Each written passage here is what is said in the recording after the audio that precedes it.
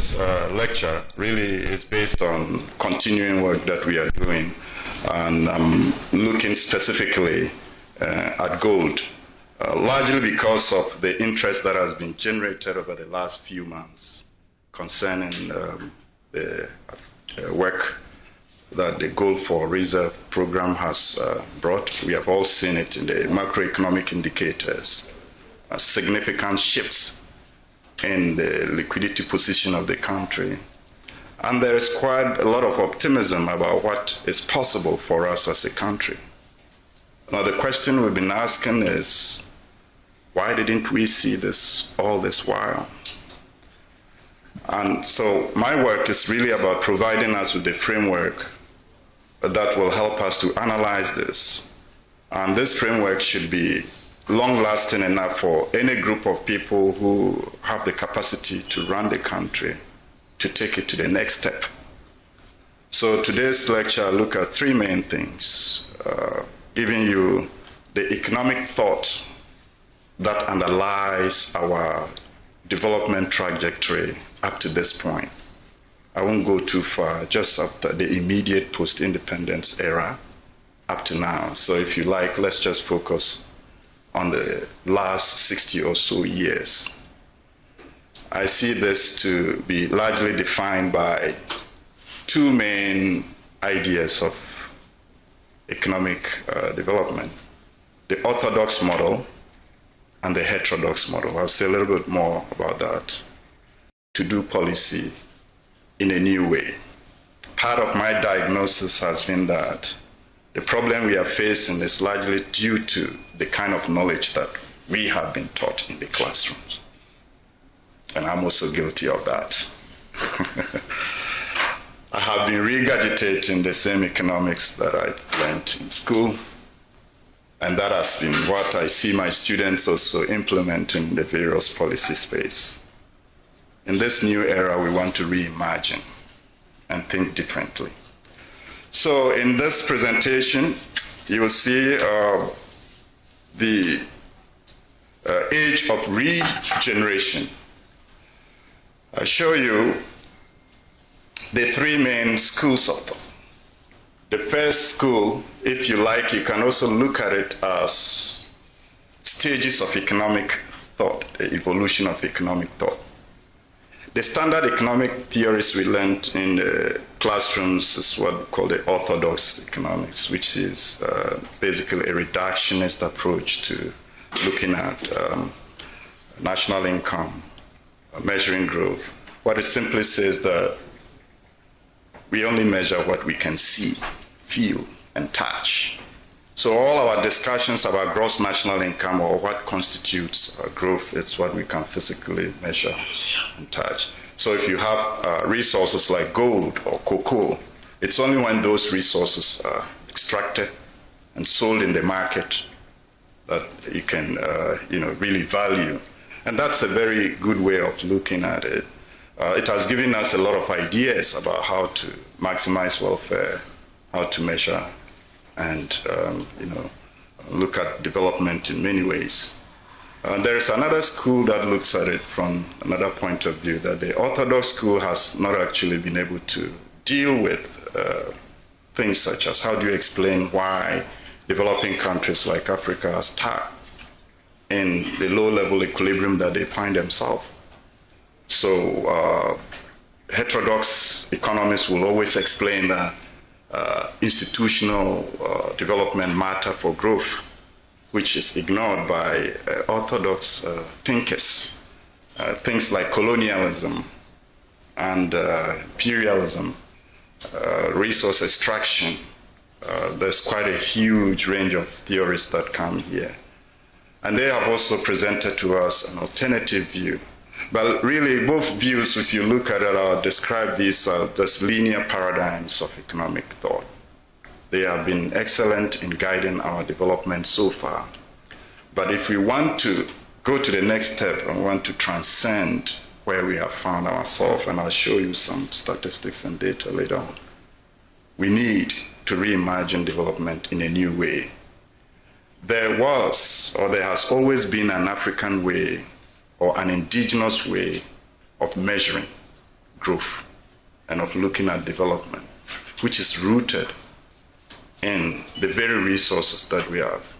So when I look at myself growing up in the north, in my village in Pungutelania, when you measure the total income of the society, you are looking at the number of cattle that you have, or perhaps chicken and guinea fowls, how many lands. The total GDP of the Pungu economy is also made up of how many people do you have around, the social capital, the connections and relationships, the contributions of women and men in society. What can be visibly measured and what cannot be so visibly measured is all included in the national income of that society. And the system is made up of a balance of society. So you hardly hear of widespread inequality in the midst of abundance. And that's the kind of economic system that we are talking about here. So within this system, the money is based on the resources that is owned by the society, whether extracted or not. So it's the total value of the wealth that we know today, not tomorrow or not in some past time. So the concept that we are talking about is living in the present moment. When you look at what the orthodox and the heterodox model does, it's always deferring the present to the future. So you're looking to extract into the future to realize your wealth potential. And we can just formalize this in terms of national income accounting to see what I'm talking about. The current system of national income is based on what we call the system of national accounting, which is the standard United Nations accounting system of measuring GDP, or gross domestic product, of countries. So you value the total market value of goods and services produced over a certain period of time, usually 1 year. Okay? The visible canopy is what that tracks mostly in the economy. That system of accounting ignores quite a number of things. Some of my colleagues have already pointed this out. In November, we had the African Review of Economics and Finance Conference. We had Professor Abinodro, who pointed out the issues of unpaid care work, for instance.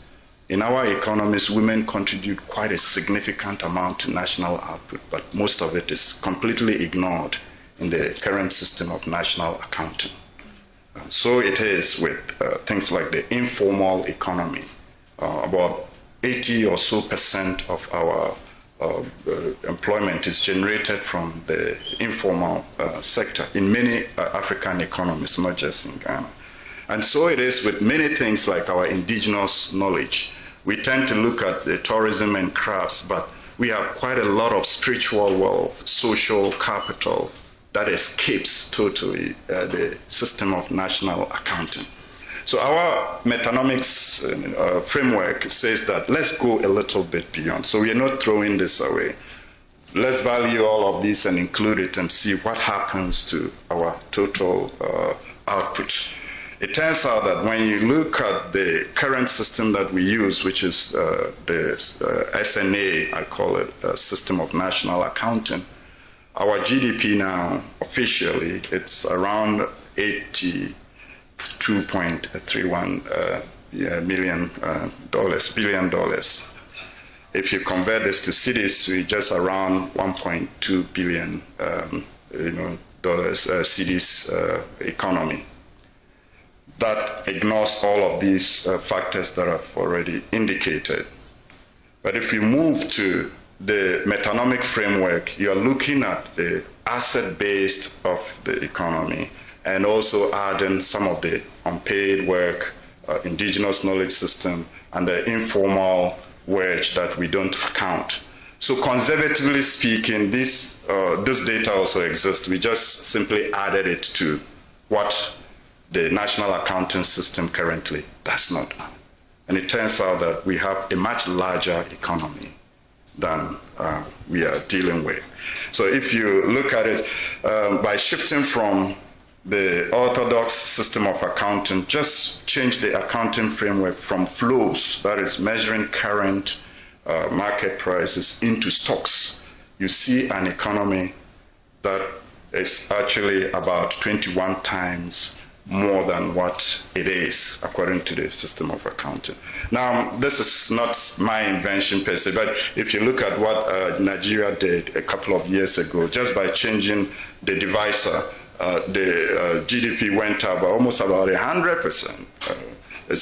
Kenya did it, we did it here in Ghana. Those were tinkering with just the devices, but here I'm talking about adding what we are not yet accounting for, okay?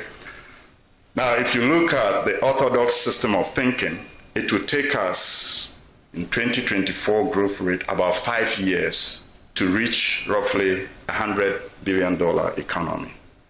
But if we are thinking in terms of what the indigenous way of looking at economic developments is, we are already a $100 billion economy right now. So we don't need to wait for 5 years. That's all things equal. So that's the distinction that we are looking at.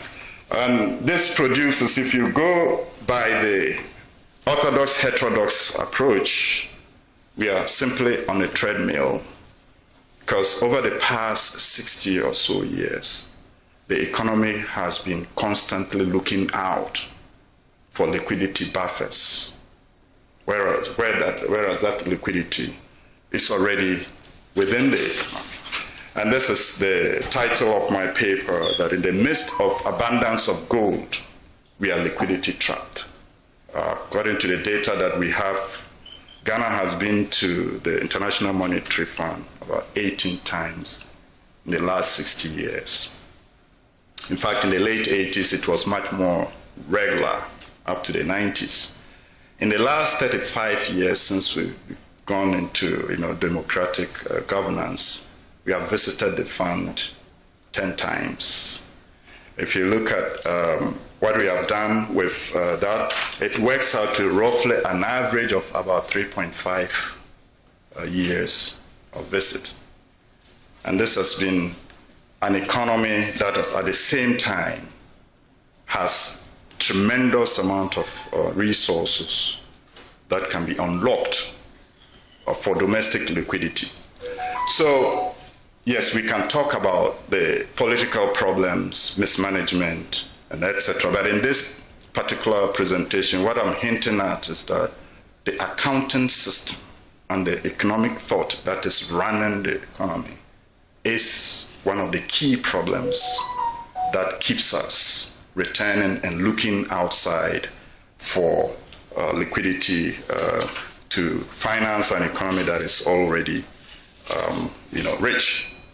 So I get to what we call the paradox of locked granary. The current system of national accounting only counts our visible gold that leaves our shores, meaning that we are forced to borrow paper from abroad while sitting on a bedrock of wealth at home. So, speaking in real terms, Ghana is not a poor country. This is a very rich nation. It's a rich house with a locked door. We have been begging for bread on the streets while our granary is full, simply because we have lost that key to our balance sheet. And metanomics, I believe, is one of the keys that are present in this particular setting to enable us unlock the door of liquidity that will help the nation move forward. So orthodox economics tends to treat our resources simply as flow, something that we have to dig up and sell to pay off debt. But metanomics treat this as an asset. It's a permanent foundation for our currency, for our budget, and for our national development plans. So we can create our own liquidity without triggering inflation if that liquidity is anchored and verified in the resource that we have in abundance in this country, and that is the gold. So the sovereign dividend that we have has to be used And we can see evidence of this all around us. Gold is one of the most important metals globally. In ancient Egypt, what we call Kemet, the land of the blacks, our ancestors used gold. In fact, it used to be called the flesh of the gods. And we see it today. When we migrated and left that land, we're looking only for lands that had abundance of gold. So in the West African gold curtain, from Ghana to Cote d'Ivoire to Burkina Faso to Mali, all that area is littered with gold. But when you see the largest concentration of gold, the richest gold vein is found right here on this land. In fact, some have valued our gold to be one of the richest in the world. You can get as much as 21 karat gold here. But the balance is that we have not been able to translate this gold into usable things. But elsewhere, this gold has made kingdoms, the crowns of kings and queens in different lands. But you also see it, we adorn our kings and queens here with gold. And when they come out, you see that this is a nation that is pretty rich in resources. Gold in my paper refers really not the yellow metal alone, but also the white metals, green metals, and other sources of black gold, if you like, and the oil and other resources that we have. So by unlocking these resources, we have a great potential for liquidity that can back our monetary system. In the history of the global monetary system, gold has played a very significant role. If you look at the classical gold standard, roughly around 1870s to 1900s, gold was the main metal that played that role. There were other metals later on, like silver, but gold played a significant role also in the Bretton Woods system, all the way up to the 1970s, when the US dollar was pegged to gold, and thereafter it was allowed to float from 1971 onwards. So gold plays a very significant role as a store of value, as an inflation hedge. It can also be used as a portfolio diversifier, and a strategic reserve asset for that matter for emerging market economies like Ghana. And so when you look at the global landscape of gold, our executive director indicated, we are the 6th largest producer of gold in the world. And this is not a small achievement because Ghana is making roughly around 140 tons of gold in a year, depending on which measure you are using. And this particular gold has also, in terms of central bank reserves, we are actually done quite well in the last 5 years compared to the previous 60 years.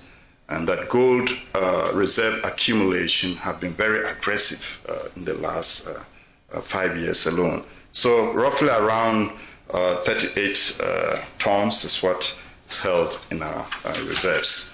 The argument from the metanomics point of view is that we can do much, much better by keeping the gold right here rather than digging it, selling it for dollars, which we use to then support the reserves. So when you look at the balance sheet of Ghana in terms of gold, and I'm looking at some empirical data here using most recent statistics on what we know, current gold price per ounce is around $4,500. And if we are working at the current exchange rates to the dollar around $10 or $11, we can see already we know the total proven reserves of gold in our soil is around 1,000 metric tons, which is valued around $146 billion or 1.5 billion Ghana cedis. So the argument in our paper is that if we can activate just around 40 to 60% of just the gold that we have alone, holding all our resources constant, assuming we don't have any other resource, cocoa, shea nuts, lithium, manganese, and others. What amount of fiscal space can we unlock for domestic liquidity creation to support currency and national development plan? So the illusion of poverty, as the table reveals, is that Ghana's in situ gold, which is now valued around $1.5 trillion, is really quite significant. But when you look at it from the point of view of the orthodox way of thinking, this country is a poor country that constantly has to go for liquidity, not within, but outside. So the country's official reserves, that's currently only the portion that is currently liquid in the eyes of orthodox economics, is just about 4%, that's 3.8 of the total value. The paradox is therefore we are considered insolvent or stressed by credit agencies because they ignore the 1.5 trillion that is right here in our land. It's under our feet, and they only look at the $60 billion in the central bank. That is a shift in economic thinking. So all that we need to do is just to shift our thinking from the orthodox and add one more layer, which is what we are talking about, the metanomics system. So the liquidity activation, which is our orthodox Omnidox paradigm, is by activating 40 to 60% of equity of our in situ reserves. We release, if we do that, we can release between 634 billion cedis to around 952 billion in fiscal space, just what we have already, not in the future right now. So the fiscal comparison, if we have to put this in perspective, is that Ghana's total budget last in 2024, which is around 26 billion, could have all been funded domestically without looking outside. Okay, that's the 2024 budget. So by activating about 50% of our in situ equity, which is right under our feet, it's enough to fund about 4 years of national expenditure without borrowing a single peso from outside the country. So we're living in a very big paradox. A wealthy nation that is working cup in hand, begging. It reminds me of the biblical story when the apostles were entering and they met the young man sitting and begging. They said, "We don't have anything to give you, but take up the gold that you already have," just to paraphrase, okay, and use it. So in recent time, we have seen quite a number of moves, which is signaling to strategic policy, shifts. That is towards what we are talking about, but it's still baby steps. The establishment of the gold board has been a success story in less than a year. And we have seen that if we just change the rules about how gold is treated, currently most of the large-scale mines just ship the gold out. It goes to support other currencies, and we have to go back and get that money back here. And so if you change the rules about how that is done, it just keeps the money right here. Again, if you also look at how we treat this very resource, what we are talking about is keeping the gold as our currency. I call it an anchor to the currency, not selling it and getting dollars, because the dollar is still a fiat currency. Okay, that's a distinction. So the gold board success has been able to mobilize, according to current data, around 10.8 billion. That's dollars. This is around 117 billion in a single year from just small-scale and artisanal mines. Now we have to talk about the cost of doing that. Environmental economics will indicate that the externality inflicted on our rivers on water bodies and environment could be huge. Maybe this is a very important PhD topic for those of you who are wanting to study, because we haven't yet talked about that. But that's been going on for quite a long time. It's not just in the last few years. And so it is with the other costs associated with getting this. So we should bear in mind the effects of trying to get gold in the ways in which we do it.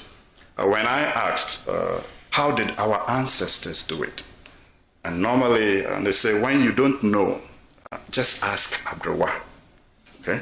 When you ask Abdullah, she will have the solutions. So they told me that there was a more sustainable way of getting the gold without all those huge machines, destroying the rivers and etc. So we probably need to go back and check that over 100 years ago, how were we digging the gold and taking it out of the land? And this could provide an inkling into what we can do with what we are doing with the current resurgence in the use of gold as an anchor for our currency. So in the age of regeneration, what we are talking about really is look at the juxtaposition of the research that we have done, is that when you consider in the table here how to escape the treadmill that we have been on over the past 60 years, gold could provide a way out. So the rich in gold magnitude is that the total value of Ghana's gold is more than twice the entire national debt, which is now estimated around 648 billion cedis. So in the age of reductionism, which we call the orthodox system of thinking, this is seen as a mountain or gold debt that is in the ground is debt. But in the age of regeneration, in the context of what we're talking about in metanomics, this is a huge opportunity for balance sheet renewal and balance sheet financing. So the poor in liquidity resolution currently means that even though the nation is poor in liquidity because it simply struggles to finance its budget, annual budget, which we have to constantly go and borrow. But by activating the gold, we can bring in a significant amount of resources domestically. So sovereign wealth activation and external dependency is really the choice that we have to make in our economic policy discussion. Are we going to continue to be governed by the rules of liquidity activation, or we will rather focus on looking within to collect the total amount that we already have? So if you still with me up to this point, there are quite a number of things that we can talk about as takeaway policy levers that policymakers can work with. At the statistical service, for instance, we need to think about how to revalue our national income. All the textbooks that we have studied in school so far have been all about accounting for flows. I'm saying let's add the stocks to what we have. So we are not throwing away the flow accounting system, simply account for the stocks of reserves that we already have right under your feet. So the statistical service must move beyond the visible canopy of market transactions to measure the roots of the economy. Adopt an asset-based system of national accounting, that is the GDP plus all the invisibles and unaccounted activities. Transition from the flow-centric system to the asset-based. This involves recognizing the true base of the economy, which is rooted in our metanomic calculations. We said that it's about 21% larger than what official records is saying when we include household production, informal undercount wage, and indigenous knowledge system. And then more importantly for the statistical service, we need to do a proper sovereign asset audit. This is very important. Kofi and I have been talking about asset tokenization. If you want to tokenize gold, we really need to verify these assets and be able to measure properly and get the correct, stocks, and not just gold, but our land, our other resources that we have, timber, to establish a credit foundation for a true national balance sheet. From the central bank point of view, we have to also move gradually from borrowed economic doctrines that are based on looking externally for liquidity. So the central bank must shift from the current system of looking out and anchoring the economy more in the domestic asset base. We can operationalize this. We talk in the paper about the resource-based monetary sovereignty, which really means to take full control of our monetary system and root it in our indigenous natural resources that we already have here. And so we can also establish prudential guardrails that maintains the liquidity envelope through activated equity. And then at the Ministry of Finance, we must transition from managing the flows to managing the national balance sheet. This would give us a more leverage to manage the economy.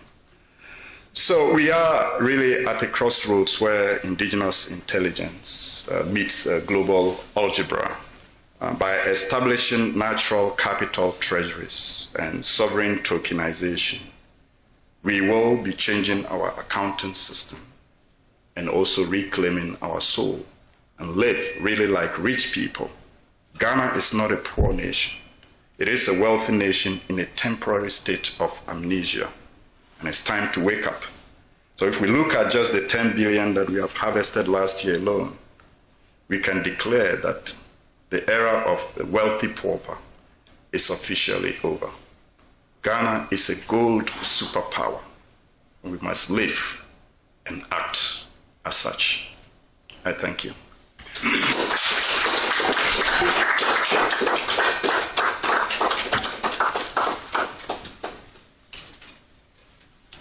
Thank you very much, Professor Alakidede, which means if we have questions, we can ask, okay? So you just show by hand, and then we'll get a microphone to you, and then you ask your question. So let's see those of you who want to ask questions. Since Prof talked about his students being here, I'm sure you have a lot of questions. Okay, there's a first hand here. Okay, first, second, who else? We'll take 3 questions at a time. Okay. Yes, please tell us your name, and then you can go ahead with your question. Okay. Thank you very much. My name is Amy. Thank you, Prof, for the presentation. As always, when you give a presentation, you make us think beyond the status quo. So I have 2 main questions. The first has to do with quantifying indigenous knowledge, because that's a key part of the Ghana Statistical Service, including that extra 21% room for the country. The second has to do with the fact that you are advocating for other measures. It will be prudent also to include the cost of extracting the gold. And how do you also suggest we will do that? Is it something prudent to include into the computation? Or thank you. Okay. We'll pick 2 more questions, then you. Okay, Prof, thank you very much. My first question goes in line with her last question. Asking, how do we then cater for depletion? Because we know the natural resource depletes over time. So how do we then cater for depletion? And my next question is when our governments are suffering, they go to outside institutions to seek for policy credibility. So in this model, the new model of economic thinking, how do we achieve policy credibility when we are suffering internally? Okay. Okay, I think you want to ask a question. Yes, please go ahead. Yeah, thank you so much, Prof. And like Amy just said, was very thought-provoking presentation. My first question to you, actually. My first question hedges on the success and then the prospects for the tokenization you made mention of.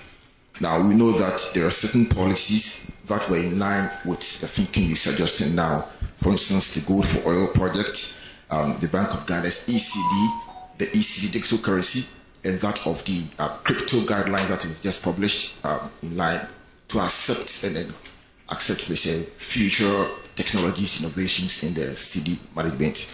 I want to know for you, for example, is the RBM the resource-backed monetary system and then the Omnidox policy is an alternative to dollarization? Because I feel it's in a way going to limit our use of the dollars. And so is that a de-dollarization strategy we are going on? And the second bit I would like to add to that is that since we are not on our own independent, we do trade in terms of the other economies and other regional frameworks that we have. How do we just circumvent these Omnidox principles in line with current geopolitical spaces that we are having on between China, Russia, India, these countries that are coming up of late? Thank you. Okay, Prof, you can answer the questions now.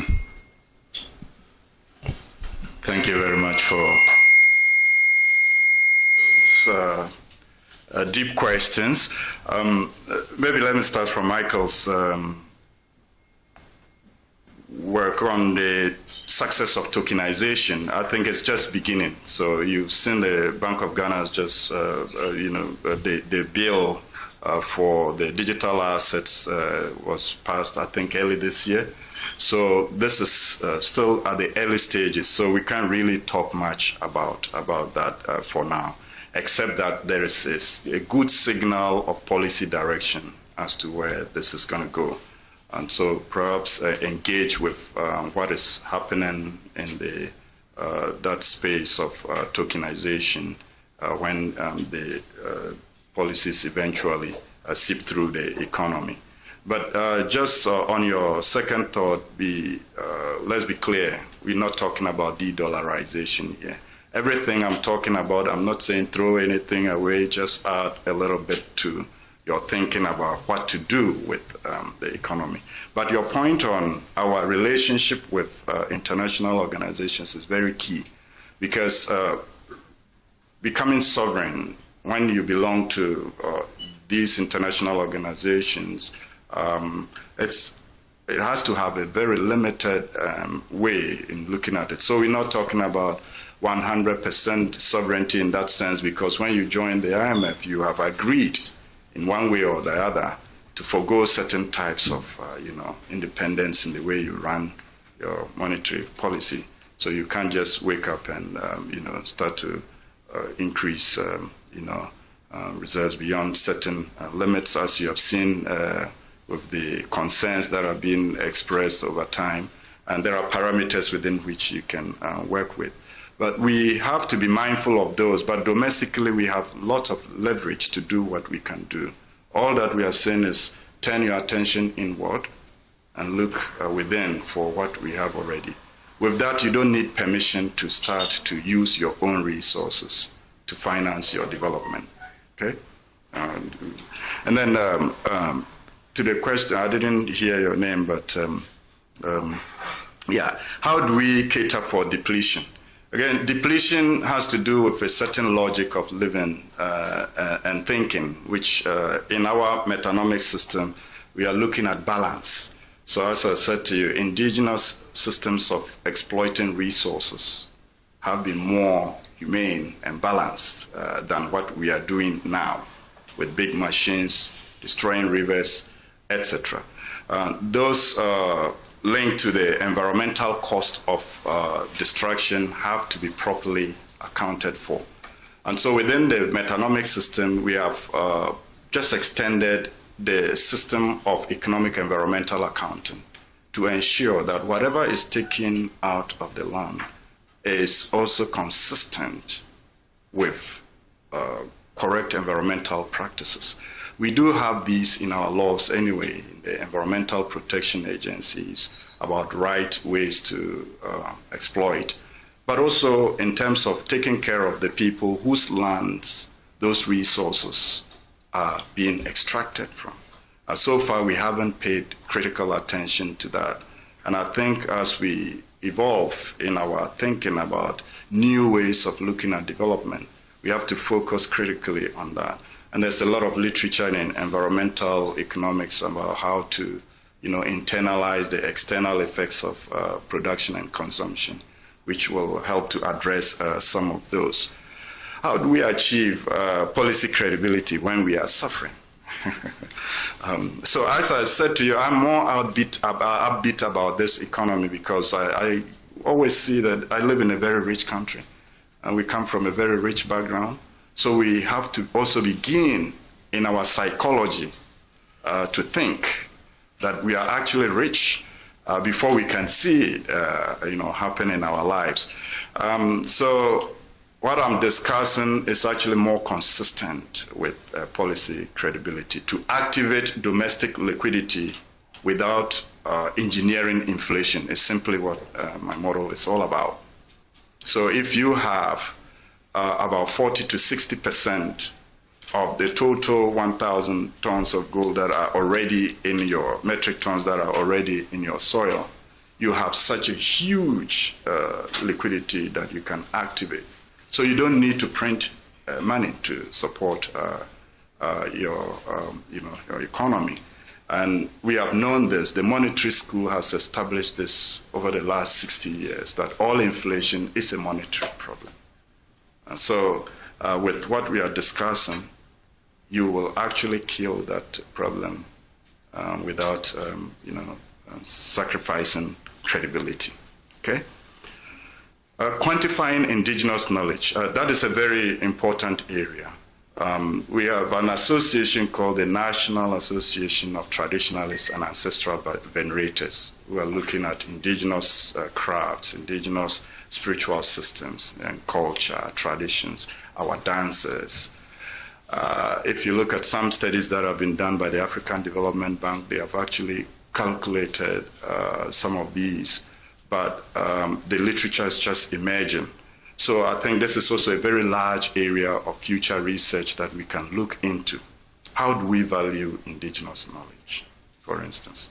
Maybe we can use some of the imputed measures that exist already. We can look at the value that it brings to us in terms of revenue. And that could become one other metric that we can add to our system of national accounting. But it is an area that I strongly believe we need to explore more. And already we have some guidance in how to do this, and that can come in the way. Thank you. Okay, which means we can go for the next batch of questions. I think there's a question that has not been. Her question, you've answered all of them. I included the cost of extraction to the. Any more questions? Okay, there's a hand here in the back. Thank you very much. Prof, thanks so much. I want to find out how you include fluctuation in gold prices, whether you include that in your analysis, considering how you said we should just activate about 40% of our gold and we are good to go as a country. But give and take, have you looked at that in your analysis? Have you looked at gold price, which keeps fluctuating? Thank you. Okay. I think there's yes, you want to ask a question too. Spoke about extracting about 40 to 60% of our gold resources. So that's going to over-exploit our resources. So what will the future generation do? Will they come back to living like how we are living, borrowing from the external bodies to cater for the expenditures? Thank you. Any more questions? Okay. Hey, bro. Hi, everyone. My name is Kofi, and I'm the Kofi that Professor said that Kofi and I have been talking about tokenization. So I wanted to see if you could maybe shed a little bit more light on what that roadmap looks like for how we move on to this to the resource-based, monetary system. Because, you mentioned some stuff about how there are powers that be that, the moment we decide to change our monetary policies, that they start making, some noise. And it's a little, sad to hear that we have such, eagle eyes, watching over us, Like, what does that look like? How do we, get over it? And what does that roadmap look like for how we can get onto this, gold standard without making, a lot of noise? Maybe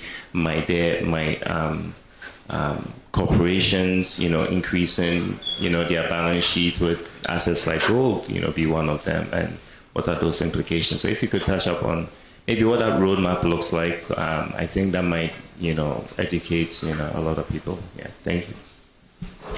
All right, Prof. Right. Thank you. So just one clarification. So I'm not talking about the classical gold standard. I'm also not talking about a gold peg currency. I'm also only saying let's anchor our currency in the resources that we have.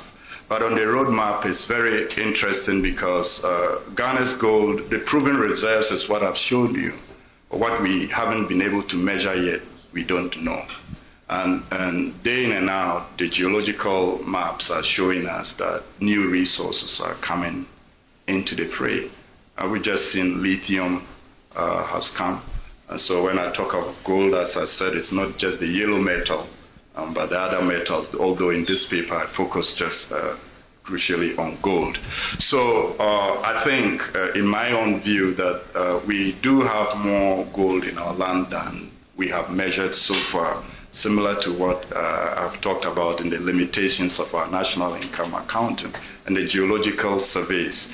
In fact, one of my colleagues, mineral engineer, told me we haven't updated our geological maps in a long time. So if we have to update, a couple of years ago, there was quite a lot of gold deposits in the north, in Bolgatanga area.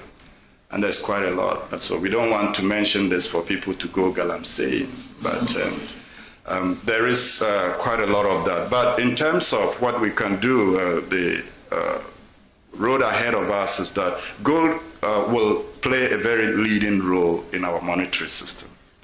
Our view is that we don't need permission to use this gold. So that puts to rest whether what the IMF is telling us we should be listening or not.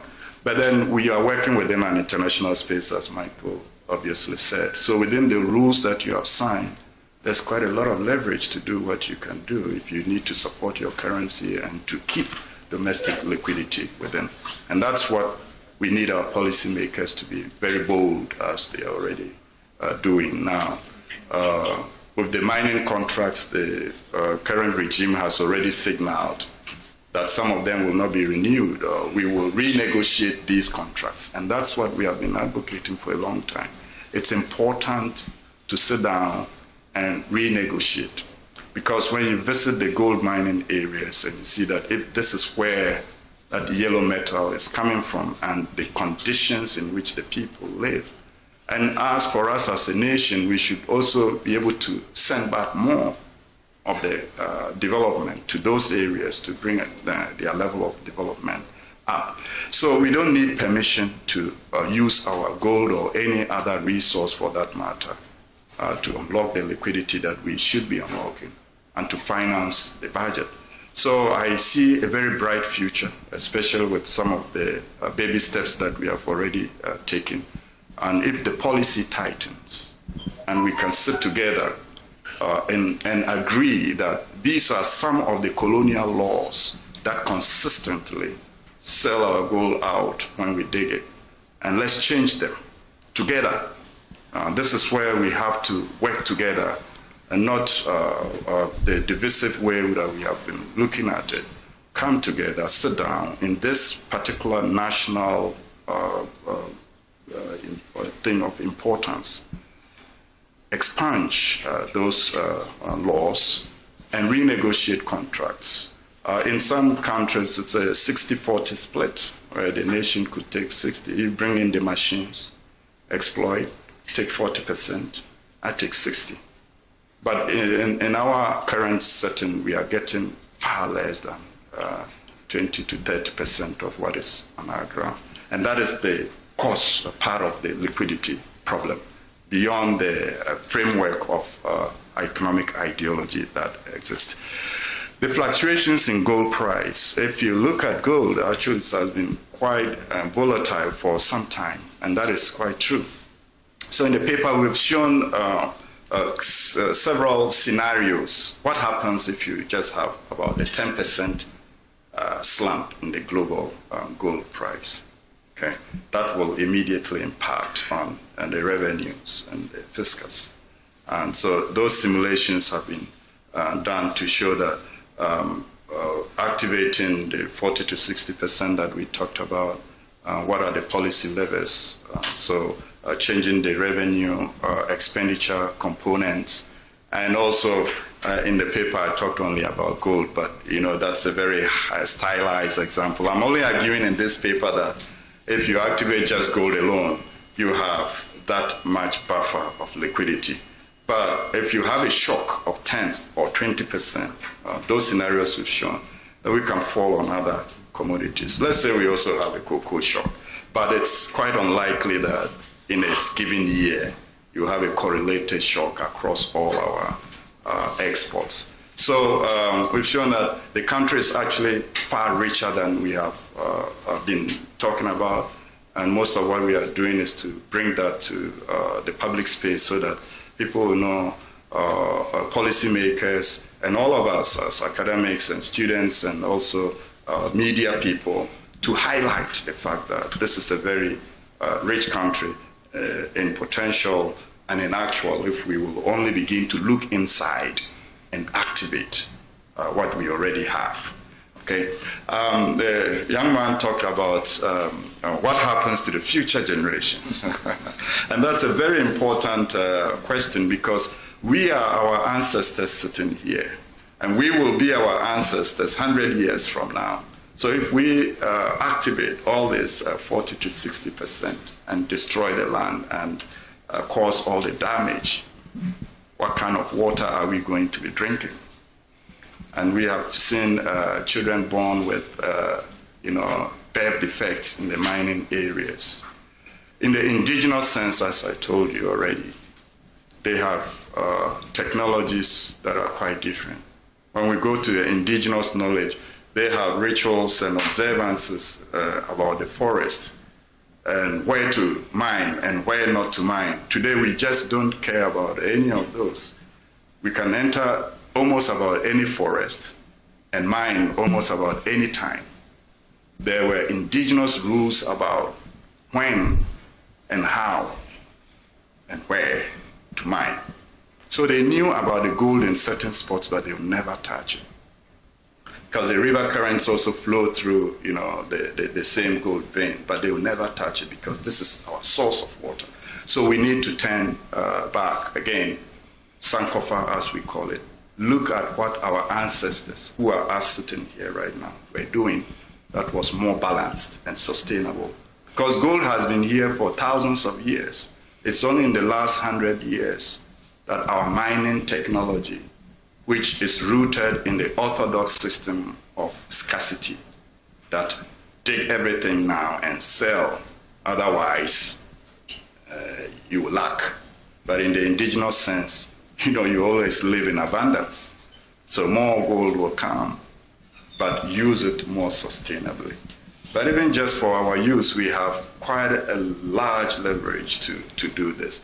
So your question about future generations and intergenerational equity is really at the heart of the debate we are having about the cost of extracting gold. And I think we need to really look at that, the environmental cost and damage and the societal cost. We are currently only looking at it in terms of how much in cedis or dollars we are losing or we have lost. But really, the costs are much deeper. Thank you. Great. Any more questions? Oh, you have a follow-up. Okay. Please get a microphone to him.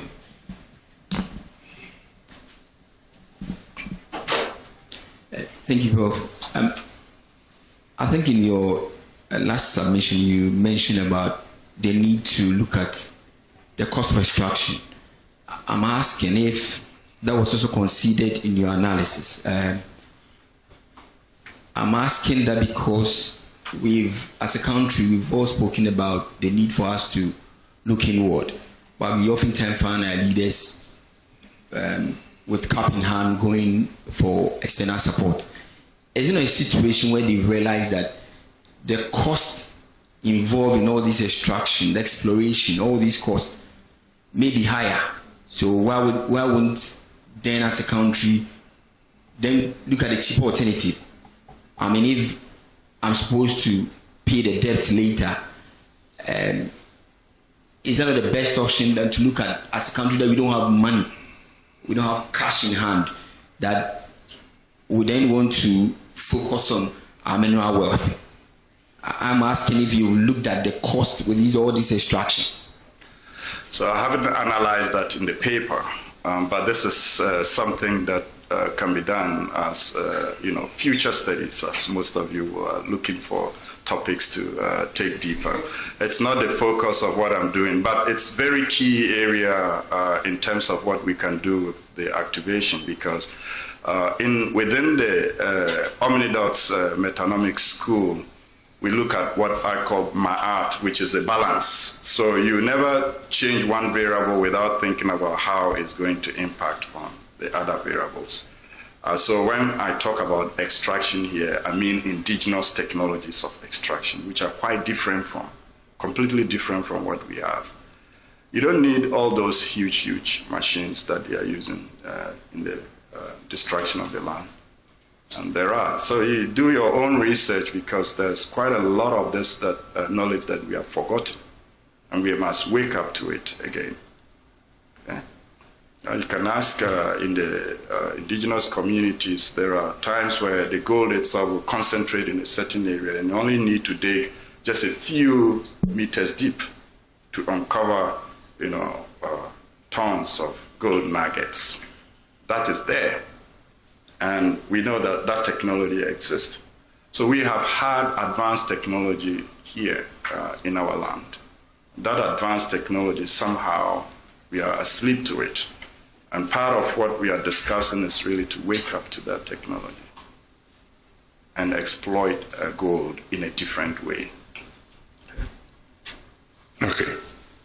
Okay, so I just wanted to know, you spoke about how gold has its strong backing, and with regards to exports, it gave us more of revenue comparatively to total revenue and grants. So I was wondering, have there been conversations about we backing our city with gold? If there have, is it something we are doing now, or is it something that we are trying to do probably when there's only a HIPIC or a situationship?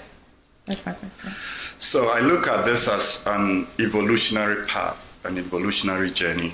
Most countries have gone through the cycles that we are going through now, and we are also going through it. It's a recapitulation of what we have known before. So we will get there. Some of the steps that are taken at the policy level are walking us towards where we are. In the past, we had the gold for oil, which wasn't, it was just the execution, but the idea itself was very great, but the execution was poorly done. And then now we have the gold for reserve, which I think if we can stay on course, tighten the rules, keep the discipline, can lead us to formally having a city that is fully anchored in our most valuable and abundant resource here. So it's a path that we are traveling. Sometimes we are disappointed that we are not there yet, but we have to crawl somehow before we start walking and maybe flying. And as Eagle Nation, we need to fly at some point. Okay. Okay. I think we can pick a last question. Please, my question has to do with the challenges associated with mining. I'm trying to ask: do you think the benefit outweighs the challenges as far as the environment or the human cost is concerned? Thank you. When you ask an economist this type of question, I have to work out the cost benefits before I can give you an answer. But obviously, anecdotally, we need to look at the cost of what the mining of gold. This time we have been focusing much more on the artisanal and small scale. But when you actually go underground and you see what the big mines have done underneath, staggering destruction. So maybe this will be a good work for future research where we calculate what the environmental damage to the communities and into the future, discount that to the benefits that we see in terms of the raw resources that we bring out. Would you like to take up that research? Interesting. I see there are no more questions, and so what I'll do is that if you want to, say, contribute to the lecture without asking questions, you've asked your questions, you can do that. Maybe you have a view you want to share. Yes, please, let's get a microphone to you, and then you share your view also. Sure. Thank you so much. My contribution to Prof discussion is just in line with the non-conventional methods of monetary policy that I see Metanomics and the Omnidox falling into. Take a cue at the CDs evaluation over time, right? From 1965, the first Ghana CDs, to 1975, to 2017. These evolution of the CD I observed could be either for political reasons and for economic reasons. Those that were for the economic reasons had to be undertaken during periods of high inflation and macroeconomic instabilities over the time. Currently, what we are experiencing now, so even before those periods, I see that monetary policy and its effects couldn't have solved all the challenges that we had. Talk of inflation, we came to as close as 50% sometimes before. But currently, we see somewhere very close, less than 9% that we have now. And I see that these current monetary indicators that we're observing now had not been traditional monetary policy that we had undertaken.